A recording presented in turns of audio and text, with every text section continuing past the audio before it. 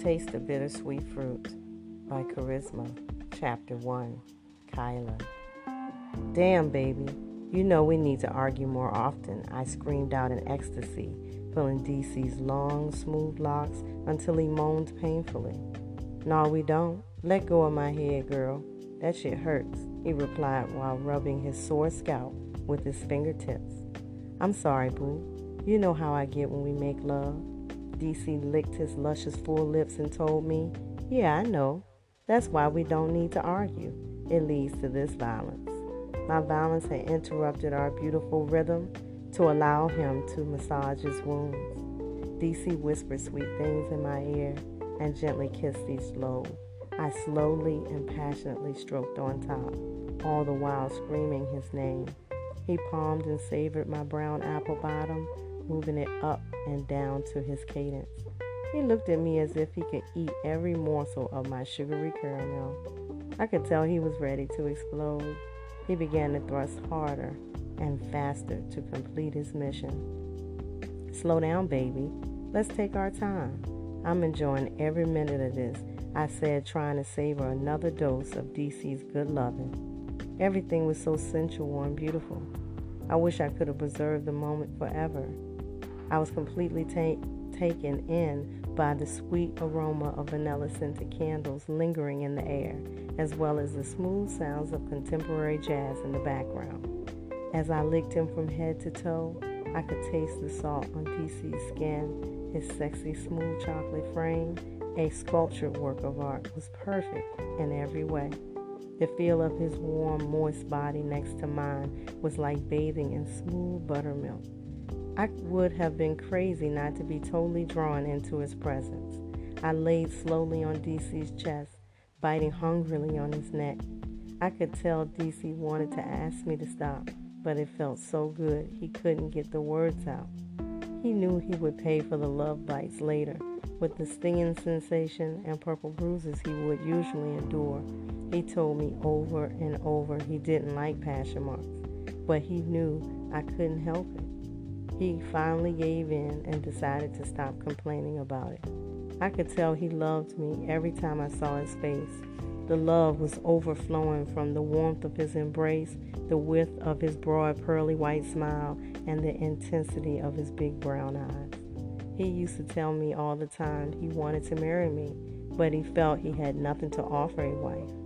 He constantly dwelled on how he had no car, no place of his own, nothing but a high school education and a sad excuse for a job, as he put it.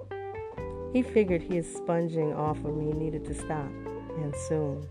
DC startled me back to reality. Baby, you all right?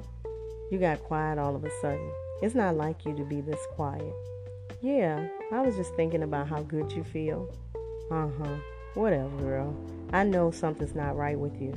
DC knew me like the back of his hand. He knew I was concerned about him and his inner struggles, which usually involved money. He felt he was useless in my life. I would always tell him everything was going to work out, and I would always be there for him. I loved and respected DC, even if he didn't have much, because he always worked hard to make it. I knew about his grim background and understood why he struggled so much. His family lived in Bronx, New York, poor and unhappy, until his mother died in 1999 of lung cancer at the early age of 55. DC was very close to his mother. He loved her more than anyone or anything in the world. His father, who still lived in Brooklyn, New York, had always been in and out of DC's life since the beginning. His parents never married. DC's father always had a couple of girlfriends at a time, which he usually used for money and shelter. He never did stay in one place long. He was just a rolling stone, as the Temptations would say. Although DC would never admit it aloud, he wanted to have a stable relationship with his father, and it hurt him that his father was barely ever there.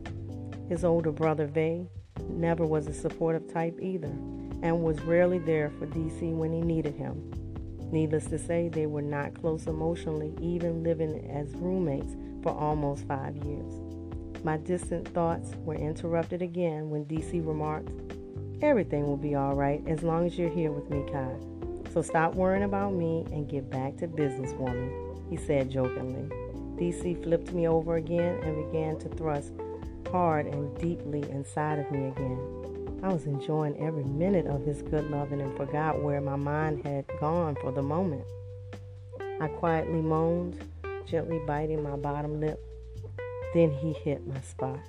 Oh, shit. Keep going, baby. Okay, I'll deal with you later. I ain't gonna forget what we need to talk about, though. After I work your shit out, we're going to sleep, alright? DC joked, but he really wanted me to forget what I was preoccupied with. Discussing his problems was not his forte. Only if he brought it up, or I brought it up, he would open up to me. He believed his issues only brought my spirits down. In pure heaven, I told him, "Oh, baby, that was good. You really worked me out." Then I teased him a little. "All right, we can go to sleep now. I'm done." I started laughing aloud. He hadn't noticed I had my second orgasm while he was talking. "Oh, no, you don't. I'm going to get mine. I never did think it was fair you get 4 or 5 shots to my one." "'Cause you got it like that, boo," I told him. He asked me, "And you don't?" "You know I do. We can go another round if you can hang. I'm going to work your shit out after this." "I'm out for the count after this." "Oh, shit." DC said, barely holding on to consciousness. "I'm out for the count, baby. Good night." He softly rested his head on my chest, and I said to myself, "Good night? Huh? See how you do? Talking about me," I said, giggling aloud. He was good in sleep before I could say another thing. Then it dawned on me. DC had slipped out of consciousness to avoid talking. I guess it was a good thing anyway. I thought about it. Why ruin an otherwise pleasurable experience? Eventually, I fell asleep myself, very content and satisfied. End of chapter 1, A Taste of BitterSweet Fruit.